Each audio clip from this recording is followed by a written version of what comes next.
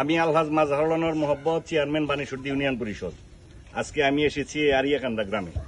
এই গ্রামের আমার এক ভাই আকাবর আলী, উনি এখানে এই যে এই ঘরটাতেই, এই যে দেখতে পাচ্ছেন এই ঘরটাতেই থাকতো।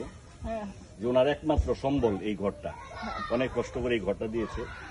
কিন্তু ইলেকট্রিক শর্ট সার্কিটে ফল করে এই আগুনটা লেগে ঘরটা পুরাটাই পুড়ে গেছে। ঘরে অনেক টাকা পয়সা ছিল তার জমানো, ধান চাল যা কিছু ছিল সবকিছুই পুড়ে ছারখার হয়ে গেছে।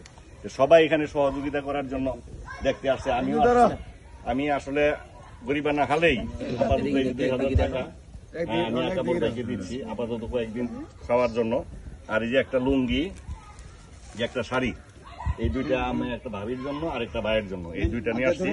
আর এখানে থাকার জন্য এখানে 2টা কম্বল নিয়ে আসছি আপাতত থাকার জন্য।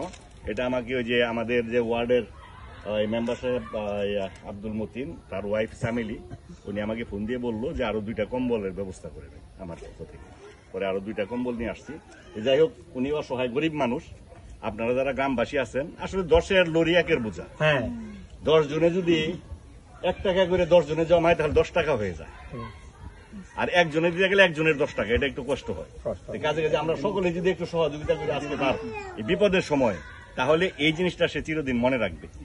আমরা চাই সকলেই আপনারা সহযোগিতা করবেন। ইতিমধ্যে আমি পিআই অফিসকে অবগত করেছি, তাদেরকে জানিয়েছি যে এই অবস্থা অসহায় একজন মানুষ, ঘরটা পুড়ে গেছে, তার থাকার জায়গা নাই। কালকেই যাইতে বলছে, কালকেই যাবে। যাওয়ার পরে হয়তো একটা অ্যাপ্লিকেশন করলে ডিসি অফিস থেকে তার হয়তো একটা সহযোগিতা করবে। তা আপনারা সকলেই তার জন্য সাহায্যের হাত বাড়াবেন। আমি বিশেষ করে আমার বানেশ্বর ইউনিয়নবাসী যারা আছেন সকলের প্রতি আকুল আবেদন রইল, তার প্রতি একটু সবাই সদয় দৃষ্টি দিবেন। সকলেই ভালো থাকবেন। আল্লাহ হাফেজ। আসসালামু আলাইকুম ওয়া রাহমাতুল্লাহ।